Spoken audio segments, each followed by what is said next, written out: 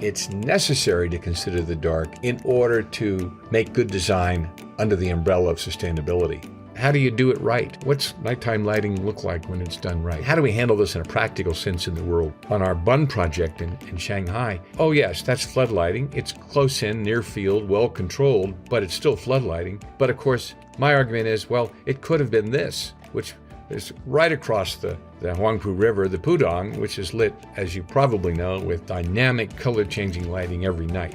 So in considering the dark, let's go back to basics. Why do we want to do that, and what's there anyway? Now, we know the dark is there. Here, for example, is the 2003 Toronto blackout, a picture taken from the same spot before the lights went out and after the lights went out, revealing the Milky Way. It's there for the taking if we would just be considerate in our design process. Welcome to the Virtual Lighting Design Community Podcast, where we bring you nuggets of wisdom from the leading minds in the industry. In today's episode, we have the privilege of sharing an excerpt from a captivating presentation by Charles Stone, a luminary in the field of architectural lighting design, for sure. Charles Stone's illustrious career and innovative thinking have made him a true thought leader. In this bite-sized clip, titled Consider the Dark, he offers a sneak peek into his insights and approaches to lighting design for the night sky, and shares snippets of his remarkable projects. To watch the visual presentation of this shorter clip, be sure to visit our YouTube channel. And for an even more in-depth experience, visit our community platform at www.vld.community, exclusively available for our pro members. However, there is loads of free content as well. There you can access the complete presentation and engage with fellow lighting design enthusiasts. Lastly, a big thank you to our premium supporters, Aero Light, Creative Lighting Asia, Airco, and the Signify Lighting Academy. We are very grateful for their generous contributions, which allow us to bring you these invaluable insights. So let's dive into this bite-sized clip of Charles Stone's remarkable presentation.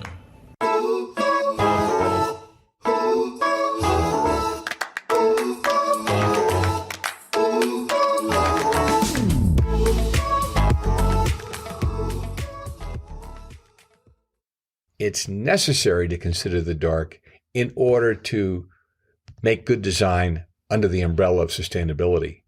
You've got to use only what you need where you need it. And to do that well and with sensitivity and with passion, I think we should look at this spectrum of influences and inspiration. Having considered some of these metrics, we are also aware of the deleterious impacts that light at night can have on wildlife, humans, and plants, as I've mentioned before.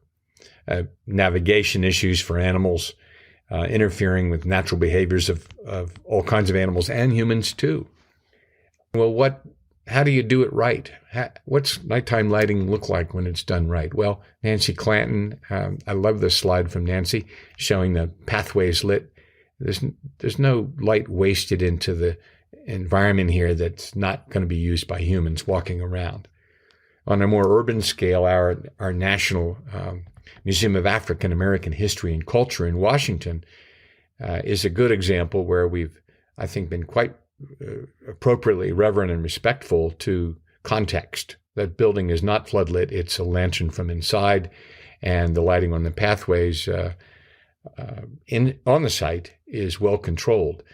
Sometimes we're asked to work on a project where it's very important for a reason you don't at first understand. So this project meets the requirements of no spill light into the sky, which we proved with calculations. And the reason is the observatory next door. Now, it seems a bit of an odd place to put an observatory, perhaps, and the campus pole standard there is that cigarette pole, which I don't think conforms very well. But it starts to bring a practical, how do we handle this in a practical sense in the real world? On our Bun project in Shanghai, oh yes, that's flood lighting. It's close in, near field, well controlled, but it's still flood lighting. But of course, my argument is, well, it could have been this, which is right across the the Huangpu River, the Pudong, which is lit, as you probably know, with dynamic color-changing lighting every night.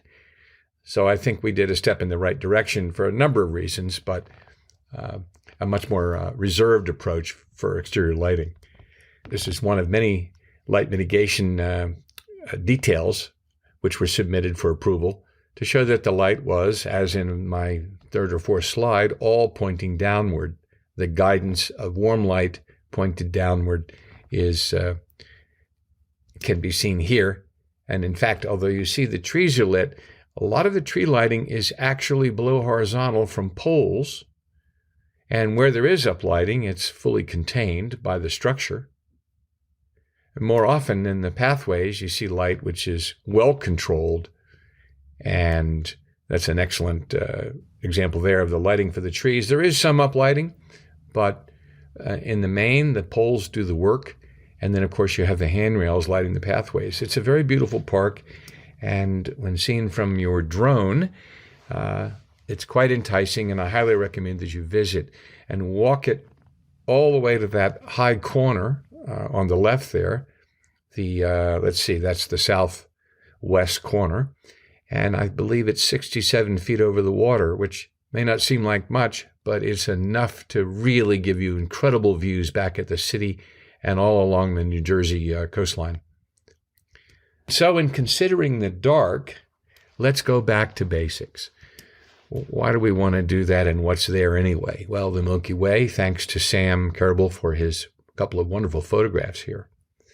Now, we know the dark is there because here, for example, is the 2003 Toronto blackout, a picture taken from the same spot before the lights went out and after the lights went out, revealing the Milky Way. So it's there for the taking if we would just be considerate in our design process. This is a very famous picture from Harry Callahan, Eleanor and Barbara. It's just one light source, and it's provocative because what are they thinking? Are they lost? Are they lonely? Or are they just taking a walk? What's going on? And I think the single powerful light source reminds us sometimes less is much more. We hope you enjoyed this captivating snippet from Charles Stone's thought-provoking presentation on lighting design for the night sky. Charles's approaches and insights have given us a glimpse into the transformative power of light in considering the dark. To watch the visual version of this clip of the presentation, be sure to visit our YouTube channel and subscribe for more insightful content. And for pro members of the virtual lighting design community, remember that you have access to the entire presentation on our community platform at www.vld.community. Take advantage of this opportunity to explore the community and connect with fellow lighting design enthusiasts. Thank you for joining us on this enlightening journey. Stay tuned for more bite-sized clips featuring industry thought leaders and engaging discussions. We will catch you next time.